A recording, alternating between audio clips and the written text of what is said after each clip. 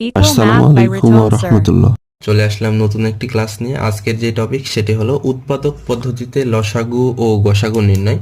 আজকে শুধু আপনাদেরকে শর্তটা দেখানোর চেষ্টা করব এবং নেক্সট ভিডিওতে উৎপাদক পদ্ধতিতে লসাগু এবং গসাগু নির্ণয় করে দেখানোর চেষ্টা করব ইনশাল্লাহ। তো চলুন শুরু করা যাক।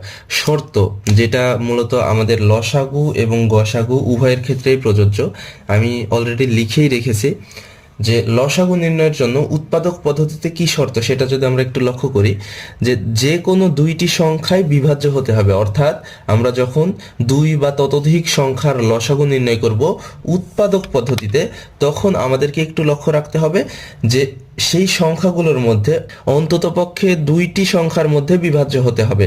অর্থাৎ আমি উৎপাদকের মাধ্যমে লিখেই রেখেছি 6, 9, 12 এর লসাগু যদি ব্যবহার করতে যাই, তাহলে আমাদেরকে এখানে অন্তত দুইটির মধ্যে বিভাজ্য গেলেই হবে এমন একটি সংখ্যা এখানে নিতে হবে।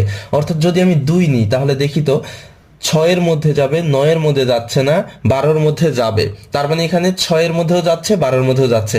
দেখুন আমাদের ফিল আপ হয়ে গিয়েছে শর্তটি, অন্তত দুইটির মধ্যে গিয়েছে। তার মানে 2 দ্বারা আমরা লসাগুটা নির্ণয় করতে পারবো।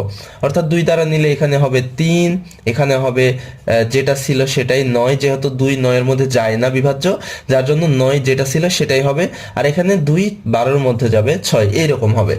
তো গসাগু নির্ণয়ের জন্য যে শর্তটি সেটি হলো সকল সংখ্যায় বিভাজ্য হতে হবে। অর্থাৎ আমরা দুই বা ততোধিক যে যতগুলো সংখ্যার গসাগু নির্ণয় করব, সেই ক্ষেত্রে আমাদের একটু লক্ষ্য রাখতে হবে যে প্রত্যেকটা সংখ্যার মধ্যে বিভাজ্য হবে এমন একটি সংখ্যা এই জায়গাতে আমাদের নিতে হবে। তাহলে একটু লক্ষ্য করি যে আমরা যদি এই একই অঙ্কের দিকে তাকাই, 6, 9, 12 এইটার যদি গসাগু নির্ণয় করতে যাই, তাহলে উৎপাদক পদ্ধতিতে আমাদের কিভাবে নির্ণয় করতে হবে, অর্থাৎ এখানে কত নিতে হবে সেটা একটু লক্ষ্য করি।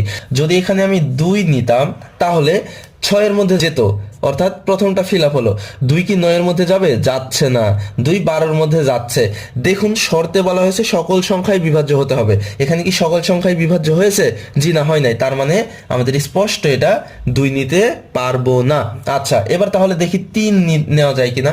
3 দিয়ে দেখি, 3 6-এর মধ্যে যাচ্ছে, খুব ভালো কথা। 3 9-এর মধ্যে কি যাচ্ছে? হ্যাঁ, যাচ্ছে। এবার 3 কি 12-এর মধ্যে যাচ্ছে? জি, এটাও যাচ্ছে। 3 দ্বারা সবগুলোই বিভাজ্য হচ্ছে। তাই এখানে গসাগুর ক্ষেত্রে 3 নিয়ে আমাদের কাজ করতে হবে। তাহলে 3 নিয়ে কি হবে?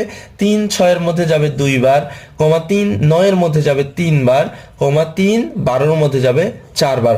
তো এই বলে আজকের ক্লাসটি শেষ করছি। আশা করি আপনারা শর্তটা বুঝতে পেরেছেন। যদি ভালো লেগে থাকে তাহলে অবশ্যই লাইক, কমেন্ট এবং সাবস্ক্রাইব করবেন এবং ফলো দিয়ে পাশে থাকবেন।